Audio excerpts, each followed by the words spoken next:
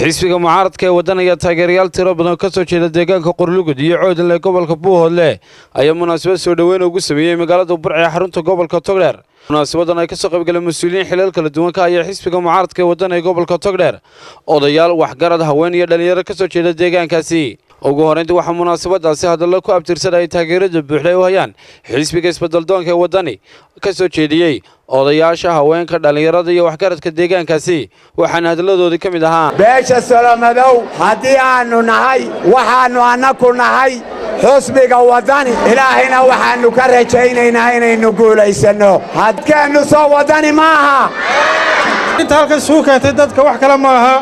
waa xaflad hore oo ay qabsadeen qolada kulmiye oo ay yiraahdeen dhammaan reerku waa wada kulmiye taasi socon mayso waxaanu arintaa ku maahmaahaynaa reerku wax bac lagu qaada ka weyn kulmiyana imika way u dhamaatay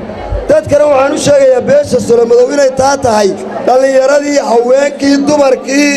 iyo madax dhaqameedka aad bay beesha u mahadsan tahay haddii ay qaadatay in taageeradoodii ay waddani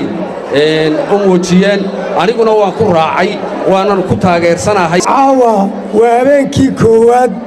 ee aan macsalaameynayay bahda saxaafadda waxaan idin leeyahay wada shaqayn wanaagsan caawa waxaan go'aansaday inaan fiilkii hore aan ku jiray ka baxo oo aan galo siyaasadda anigu magacaygu waa xirsi leeyda warsame waxaan ahay golaha deegaanka degmada Buuhoodle ka soo baxay Qorlugud waxaan taageeraynaa oo codkayaga si miisaan iyo mudbara u siinaynaa musharaxa xisbiga waddani halkan waxaan ka sii sagootiyayaa uga sii ducaynayaa mujaahid أحمد محمد سيلانيو ينسي سقوطية أو وحاوية حلمه ليه هاي ودن حقبه كليه هاي مرحان لا يعني أحمد موسى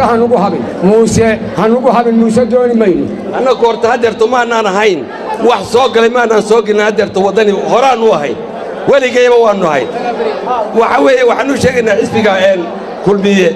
iyo waxaanu sheegaynaa in halka ummadda fadhida inay tahay beeshii Solomadow dhammaan intay leegtahayna ay diyaar u tahay inay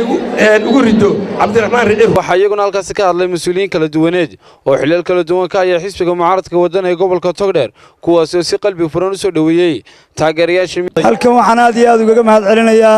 beesha Solomadow ee caawa xafladan soo agaasintay iyagoo ku soo biiray xisbiga waddani ee isbeddeldoonka waxaan leenahay waanu idin soo dhawaynaynaa farxad weyn bay noo tahay beeshii guusha ee caanka ku ahayd xisbiga ay raacaan inuu guulaysto inay maanta ku soo biireen oo cududeeda iyo awooddeeda iyo taageeradooda isugu geeyeen xisbiga waddani dhammaan waxaan leeyahay taageerayaasha ballaaran ee beesha Solomadow ka soo jeeda ee caawa ku soo biiray xisbiga isbeddeldoonka ah ee waddani soo dhawaada